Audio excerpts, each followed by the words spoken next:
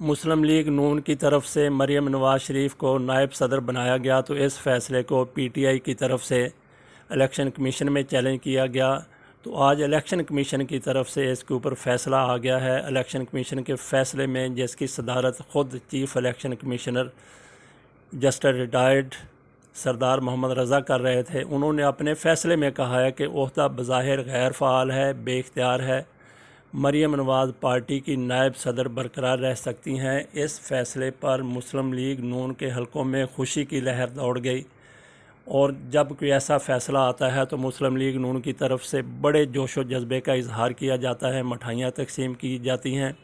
وہی اس حوالے سے ہوا ہے، جبکہ دوسری طرف صف ماتم بچھی ہوئی ہے۔ دوسرے حلقے جنہوں نے اس فیصلے کو چیلنج کیا تھا، وہاں پہ سوگ واریت کی حالت ہے، وہ سوگ منا رہے ہیں، اس کے اوپر صف ماتم وہاں پہ بچھی ہوئی ہے۔ بہرحال یہ ایک فیصلہ ہے الیکشن کمیشن کی طرف سے، ہر کوئی اپنی اپنی اس حوالے سے تشریح کر رہا ہے، توجیہ کر رہا ہے، وضاحت کر رہا ہے۔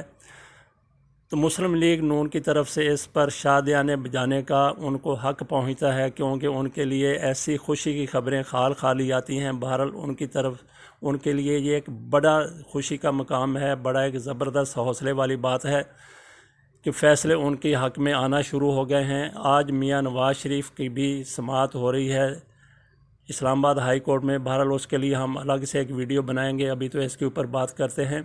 اصل میں ہوتا یہ ہے کہ جب ہم کسی چیز کو ایک مان کے بیٹھ جاتے ہیں کہ یہی ہونا چاہیے، کوئی فیصلہ ہے یا کوئی بھی معاملہ ہے، اگر اس کے اوپر وہ ہماری خواہش کے مطابق فیصلہ نہیں آتا یا معاملہ طے نہیں ہوتا تو ہم اس کے اوپر بڑے مایوس ہوتے ہیں۔ اگر ہماری خواہش کے اوپر فیصلہ ہو جائے تو اس کے اوپر بڑی خوشی کا اظہار کیا جاتا ہے۔ یہ دیکھیں، اس کی اب بڑی وضاحتیں ہو رہی ہیں، بڑی توجیہ ہو رہی ہے۔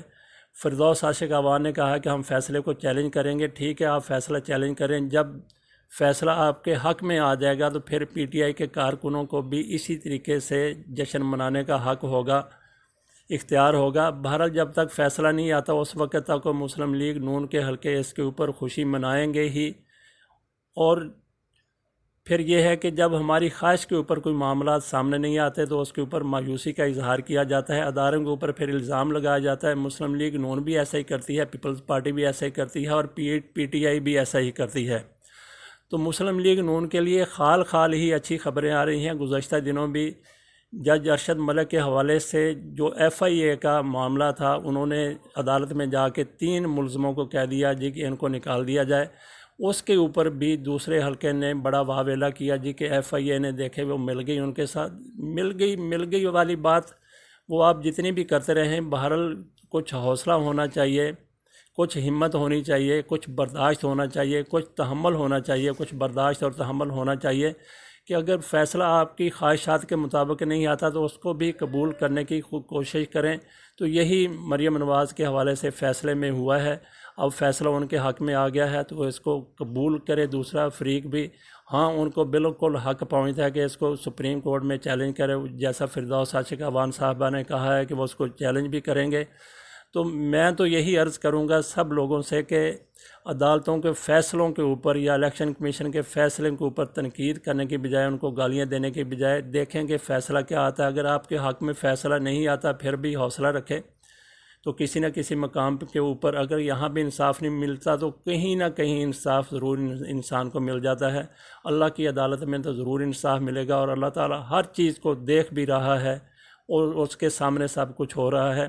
تو حوصلہ رکھیں مسلم لیگ نون والے بھی، پی ٹی آئی والے بھی، تو ان ججوں کے اوپر بھی اعتماد کرنے کی کوشش کریں۔ یہ نہ کہیں کہ اگر فیصلہ اپنے حق میں آ گیا تو پھر بسم اللہ سبحان اللہ الحمدللہ کیا کہنے، اور فیصلہ نہیں آیا تو پھر جی جج بکے ہوئے ہیں، الیکشن کمیشن بکا ہوا ہے۔ تو ایسی سوچ کو ذرا تھوڑے سے تیاگ کر رکھنے کی ضرورت ہے۔